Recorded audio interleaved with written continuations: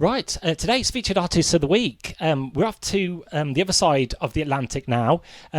We have two young ladies from Texas. They're twins, and I want to welcome on to the Dannison Show, KTJ and Kylie. Welcome. Hello. It's good to be here. Yes, thank you so much for coming on board. And you are, I hope I'm right in saying that you were twins from Texas. That's right. Yeah, we are. Cool. Yeah, we live in LA now, but we are from Texas. Yes. So you just relocated to Los Angeles. Yes. Yeah. And how yeah, wow. How's this year been for you, and how has adjusting to LA life been? It's been a crazy journey. I mean, and this year especially. Yeah, I mean, we moved to LA about like August of last year, and while we were there, it was great. We were getting a lot of work done, and it was such a big change. There was so many different things, good and bad.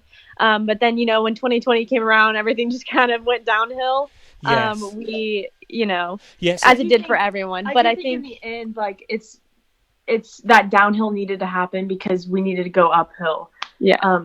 As a nation. So I think we're looking forward to positive things. Yes. For our future. Yeah. Sure. So 2020, it's fair to say it's going to be a year to remember, but I reckon there's still a chance to turn it round. There's still like half the year to go before, we can, turn things around. Hopefully next year, brighter and better things. Yeah, for sure. Definitely. Yeah. Cool. So love that positivity.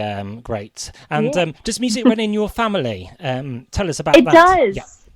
So we actually have a little bit on both sides. My mom's dad, rest in peace, he's no longer with us, but he was musical. He was in a band when he was younger.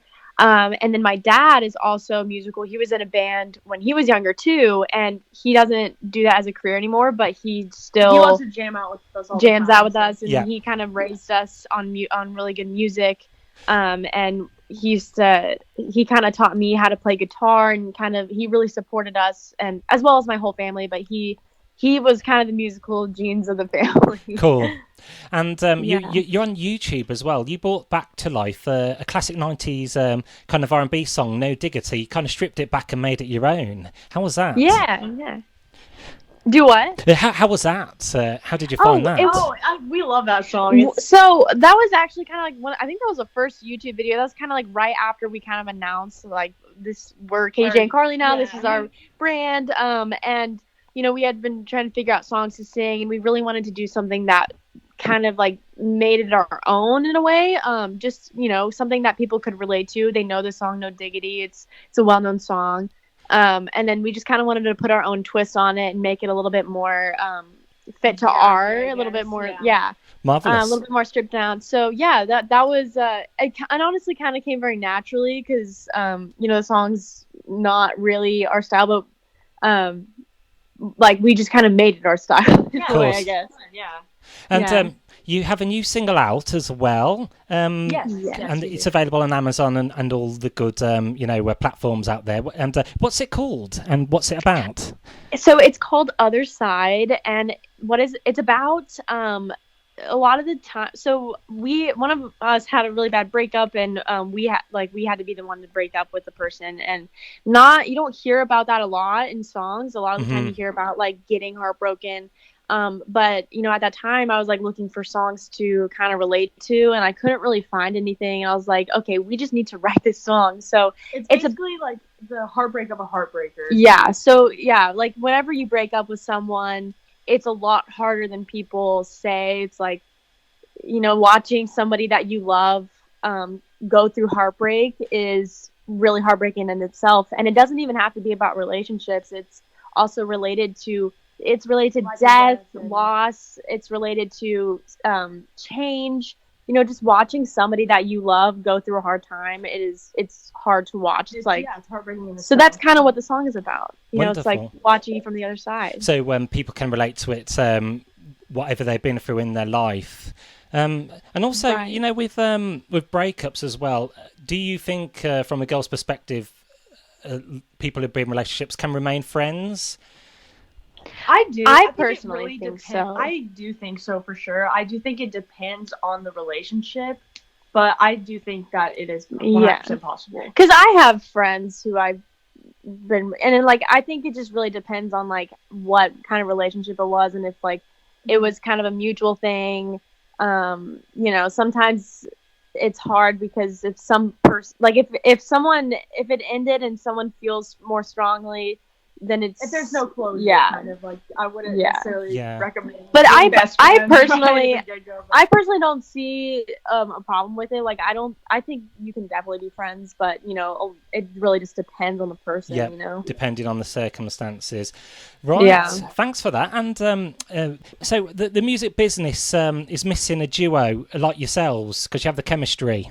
Oh yeah, I see what you're saying. Yeah, like I think that we're really lucky in that sense. because we have each other. We have each other, and we're sisters. Yeah. So we're not just sisters, we're twin sisters. So we are closer than anybody, you know, that we know, and we trust each other completely. So we're really lucky in that sense to have each other, to go through this industry, which is really hard This sometimes. musical journey, Yeah, in this journey, it's nice to kind of have someone. Yep. Versus if, you know, you were doing it on your own, it's kind of like, I'm going through this on my Yeah. own. But we have each other. We have a really good team supporting us, and the chemistry is what you were saying. It's like really, I think it's really important to be able to make truthful art.